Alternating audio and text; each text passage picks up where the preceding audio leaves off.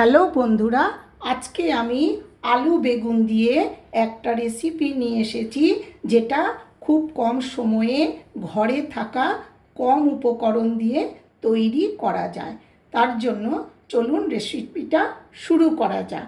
আমি এই রকম সাইজের একটা বেগুন 8 পিস করে নিয়েছি, আর 4টা মিডিয়াম সাইজের আলু এই রকম পিস করে কড়াইতে জল, নুন, হলুদ দিয়ে 50% মতো সেদ্ধ করে নিচ্ছি। মশলা তৈরি করে নেব। কড়াই ভালো করে গরম হলে 2 চামচ গোটা জিরা, 1 চামচ মৌরি, 1 চামচ ধনে দিয়ে খুব ভালো করে ভেজে মিক্সিতে পেস্ট করে নেব। বন্ধুরা, এখানে আমি 1 চামচ কড়াইতে পরিমাণ মতো সর্ষের তেল, নুন, 1 চামচ হলুদ দিয়ে বেগুনগুলো ভালো করে মাখিয়ে নিলাম। দিয়ে বেগুনগুলো উল্টে পাল্টে আমি এক এক করে ভেজে নিলাম।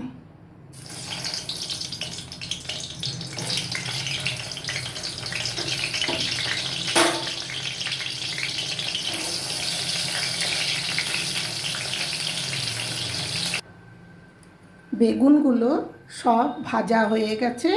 ওই একই তেলে আমি সেদ্ধ করা আলুগুলো ভালো করে ভেজে নিচ্ছি।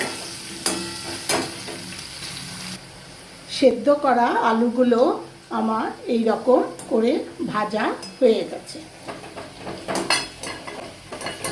আমি আলুগুলো তুলে নিলাম। এরপর আমি গ্রেভিটা বানিয়ে নিচ্ছি। তার জন্য আমি দিলাম প্রথমেই 2টো তেজপাতা, 1/2 চামচ মেথি ফোড়ন দিয়ে নিলাম, আর দিলাম 1/2 চামচ হিং।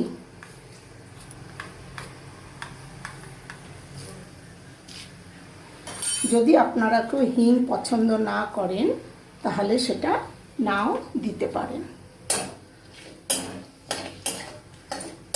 ছাড়িয়ে মশলাটা থেকে যখন গন্ধ ছাড়বে তখন আমি দিয়ে দেব 2 চামচ জিরা ধনে বাটা,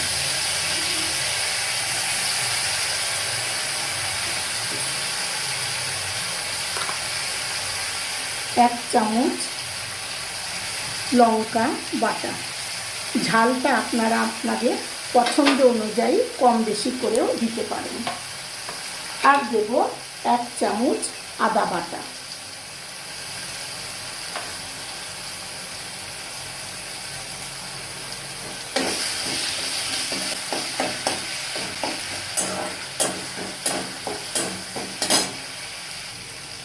মৌরি, জিরা, ধনের পেস্টটা যখন এইরকম ভাজা হয়ে আসবে তখন দেব টমেটো পেস্ট করে রেখেছিলাম, সেই টমেটো বাটাটা দিয়ে দেব।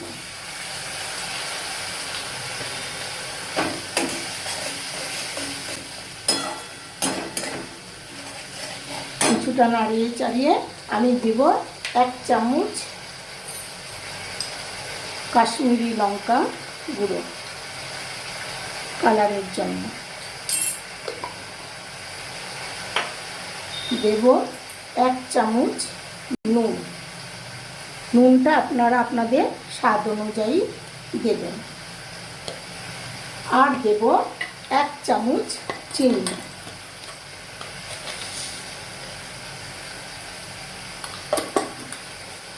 দিয়ে খুব ভালো করে মশলাটা আমি কষিয়ে নেব। এটা আপনারা, আমি নিরামিষ করলে আপনারা আমিষও করতে পারেন। আমিষ করলে সেখানে আপনারা পেঁয়াজ রসুন বাটা দিয়ে করতে পারেন।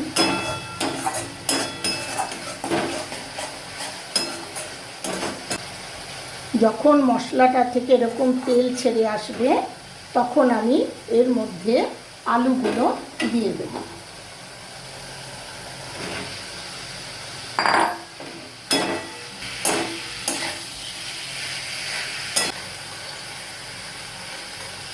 দিলাম এর মধ্যে অল্প একটু হলুদ গুঁড়ো।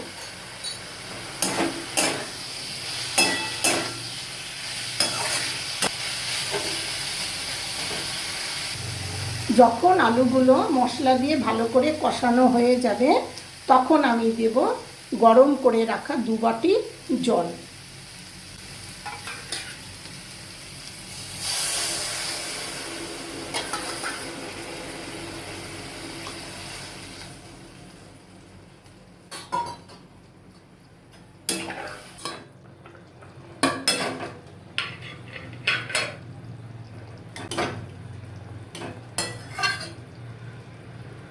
রেসিপিটা মোটামুটি হয়েই গেছে। নামাবার আগে আমি বাকি উপকরণগুলো দিয়ে নিচ্ছি। প্রথমেই দিলাম 1 চামচ ভাজা জিরে পাউডার,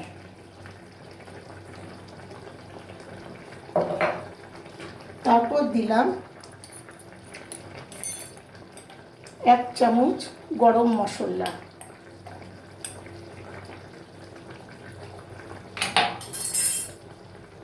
দিলাম 1 চামচ ঘি,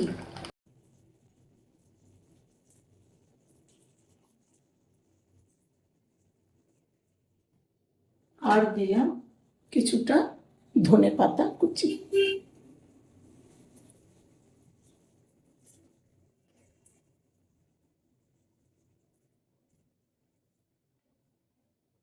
এই হলো রেসিপিটা। বন্ধুরা, রেসিপিটা কেমন লাগলো কমেন্টে অবশ্যই জানাবেন।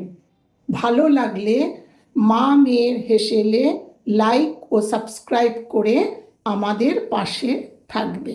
ধন্যবাদ।